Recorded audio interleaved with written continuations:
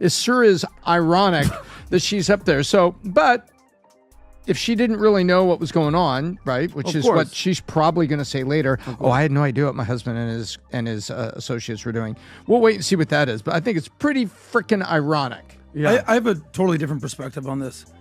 I don't really know what happened with this. The facts will come out. What I have a problem with is the core of who this woman is. Unlike you, I don't watch The View, bro. All I do is see clips. I know you. It's just like twice a day. Here's all I hear from her. America's violent. America's racist. America's bad. Okay. I challenge you, Sunny. And this is Constantine Kissin actually was saying something about this. Find me a country that's not racist.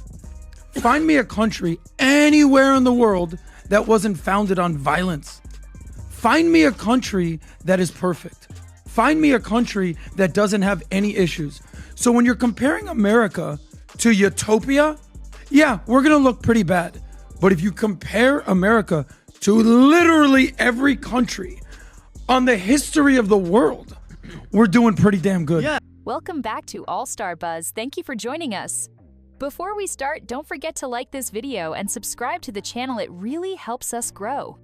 All right, folks, buckle up because today we're diving into a story that has all the makings of a Hollywood thriller. We're talking about none other than Sunny Hostin, the fiery co-host of The View, and her husband, Dr. Emmanuel Hostin, a respected orthopedic surgeon.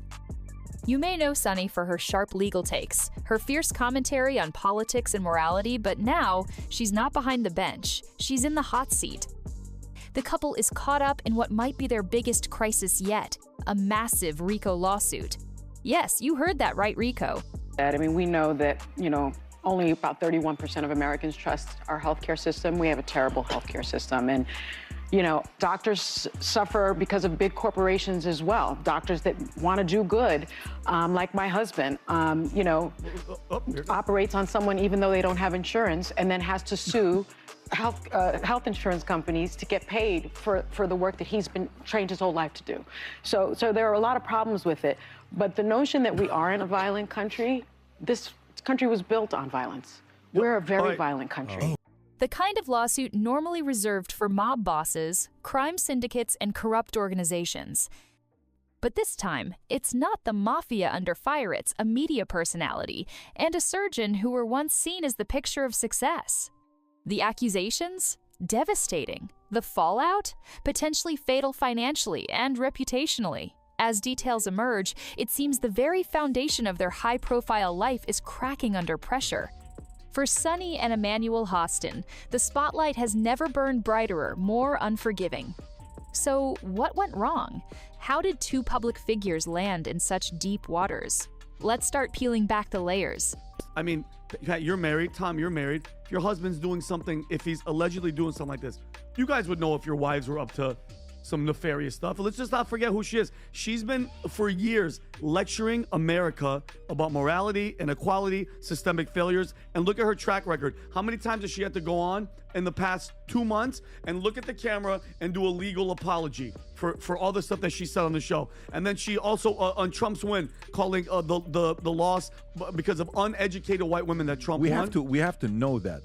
This is accused. All accused. Yeah, all accused, but he's in the RICO. This is a big RICO case that her husband's in. Now let's talk about Dr. Emmanuel Hostin, the man once hailed as a top-tier orthopedic surgeon, known for his precision in the operating room and his respected reputation in the medical world. But behind the scrubs and accolades, there's a much darker story unfolding. According to the lawsuit, Emmanuel isn't just caught in some minor legal hiccups being accused of running the center of a multi-million-dollar insurance fraud scheme. And it's not just whispers. We're talking serious allegations with serious weight. The claims? That he performed unnecessary surgeries, procedures that were never needed, just to rake in insurance payouts. Even more shocking, falsified medical records to cover it all up. Patients who once trusted him are now coming forward, saying they were used pawns in a scheme designed to cash in on their pain and fear. Think about that. You go in for help, and instead, you become part of a profit machine you never consented to. It's chilling. And this isn't some back alley operation. This was happening in real hospitals, with real lives on the line. So now the big question is, was Emmanuel Hostin leading this operation? And if so, who was helping him pull the strings? Let's keep going. And here's where things get even murkier. This wasn't just a one-man operation. According to insiders and court documents, Dr. Emmanuel Hostin allegedly wasn't working alone. Oh no, this was organized, methodical, and widespread. Authorities claim he was collaborating with a network, yes, a whole network of other doctors, billing companies, and even hospital administrators. Think about the scale of that. This wasn't one rogue surgeon cutting corners. This was a system designed to pump out fraudulent medical claims and rake in massive insurance payouts, phantom procedures, fake patient records, kickbacks under the table.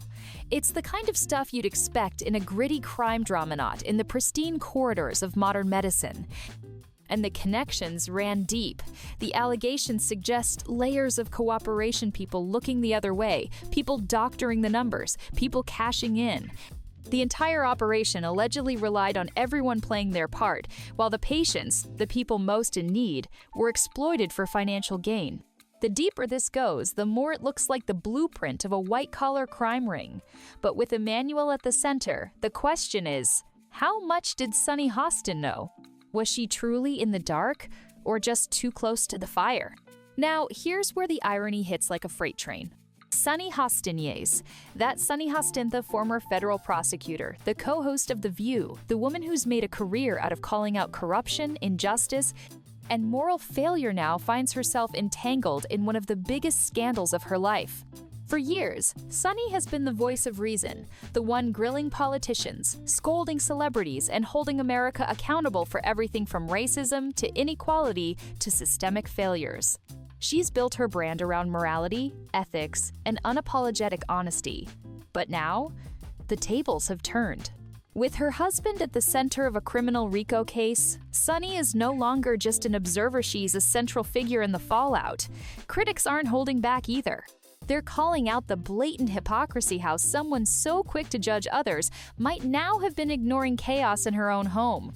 Critics say that you make everything about race. Yeah. And what's your response to people when they say that? My response to people is that unfortunately, because of the origins of this country and the original sin of this country, everything is about race. And that's just true, right? But if we were a country that could come to grips with our history, accept our history, perhaps pay reparations. Whether she was involved or not, the optics are devastating. The internet is already buzzing, asking, how could someone so outspoken, so sharp, so righteous not have known what was happening behind closed doors? Or did she? That's the million-dollar question. And just when you think it can't get worse, boom, the word bankruptcy enters the chat. That's right, Sunny and Emmanuel Hostin have allegedly filed for bankruptcy, and not the clean, quiet kind. We're talking a financial meltdown that's turning heads and raising eyebrows across the board. According to reports, the couple's liabilities massively outweigh their assets. In plain English, they owe way more than they own. And here's where things get shady. Sources claim they've been quietly selling off properties, liquidating assets, and transferring ownership of high-ticket items behind the scenes. Sound like damage control? That's exactly what critics are calling it. From luxury homes to flashy cars, it looks like the Hostins may be trying to shield their wealth before the legal hammer drops. Some are even accusing them of attempting to hide assets from creditors, and the court's an allegation that, if true, could backfire big time. It's a classic play from the Crisis PR handbook. File bankruptcy, shift the narrative, and try to salvage what's left. But when your public image is built on transparency and truth, moves like this don't just raise questions, they scream for answers. And people are watching closely. And here's where the whole thing starts to look like a scripted soap opera, except this is real life. Critics are now pointing to these alleged financial moves and saying, this isn't about survival, it's about strategy. In other words, this might not be about losing money, it might be about hiding it. Rumors are swirling, property deeds quietly transferred, luxury items mysteriously disappearing, and shell companies possibly being used to tuck assets away. If true, that's not just shady, it's potentially criminal. It's the kind of behavior prosecutors love to dig into, especially when a RICO case is already on the table. And the timing? Suspicious at best. All of this allegedly started happening right as the legal pressure was mounting, almost like a storm was coming and the Hostins were battening down the hatches. Critics aren't buying the bankruptcy as a financial necessity.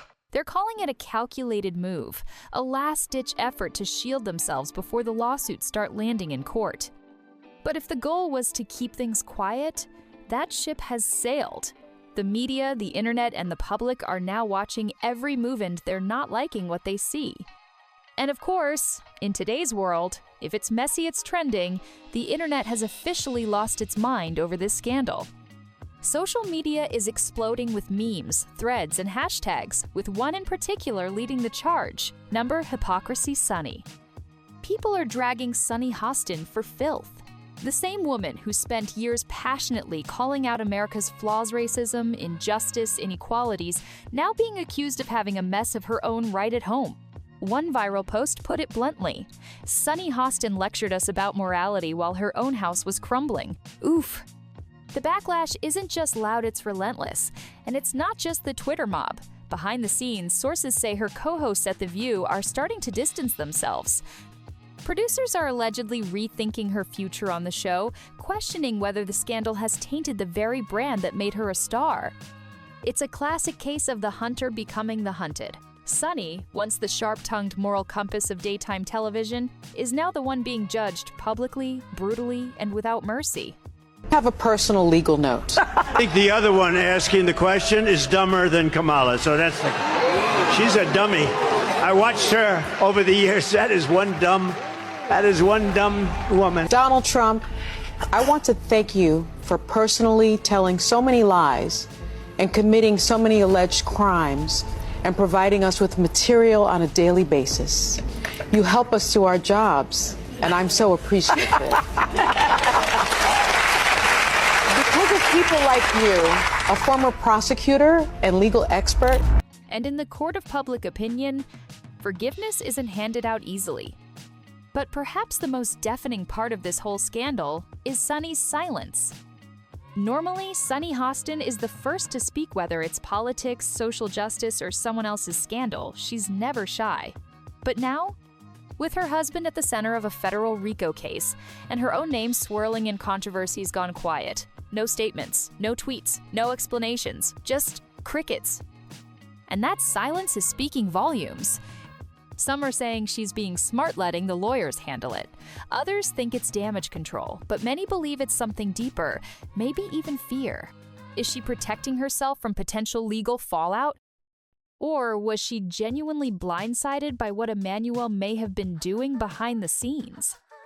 Because let's be real, this isn't just about financial ruin or public embarrassment anymore. If prosecutors think Sunny knew about or helped conceal any part of this alleged scheme, she could be facing serious consequences too. And that's what has everyone holding their breath. Is she a bystander or a silent partner? One thing's for sure, when Sunny Hostin goes quiet, it's not just a pause, it's a red flag, and people are starting to wonder what else might be hiding in the silence. So what's next for Sunny and Dr. Emmanuel Hostin? Well, the stakes couldn't be higher. We're not just talking about a PR nightmare. We're talking about financial destruction, career collapse, and for Emmanuel, potential jail time. Reports say he's now lawyered up with a high-powered legal team, preparing to fight the RICO charges head-on. But according to insiders, the evidence is damning. We're talking about fabricated surgeries, phony records, and illegal kickbacks that allegedly form a paper trail even the best attorneys can't erase. Meanwhile, the legal world and the public are watching Sunny. Her silence may be strategic, but it's also damaging, and as speculation grows, so does the pressure. Should she step down from The View? Is her brand permanently tarnished? Fans are divided. Critics are ruthless. What began as a personal legal issue has morphed into a full-blown public reckoning, not just for the Hostins, but for the media landscape they inhabit. Because when the person doing the judging ends up on the stand, everything changes. And now we arrive at the heart of it, all the bigger picture. Because this scandal, it's not just about lawsuits, surgeries, or bankrupt bank accounts. This has ignited a national conversation about something deeper: hypocrisy, morality, and media ethics. For years, Sunny Hostin has positioned herself as a moral compass on national television, demanding accountability from others, calling out injustice, shining a light on the flaws in our society. But now, she's standing in that very same spotlight, under the same microscope she once held up to others. It's the ultimate twist: the prosecutor becoming the prosecuted, the commentator becoming the story. And for many, it's raised one haunting question: what happens when the people who hold others accountable are no longer above scrutiny themselves? Whether you see Sunny as a victim of circumstance or the architect of her own downfall, one thing's for sure: this scandal has shaken the foundation of everything she built. And as the legal battles unfold, one truth remains: no one is untouchable. Thanks for watching. Drop your thoughts in the comments. Do you think Sunny's just caught in the crossfire, or is this the ultimate case of karma? And hey, don't forget to hit that like button, subscribe to the channel, and turn on notifications so you never miss the next twist. See you on the next one.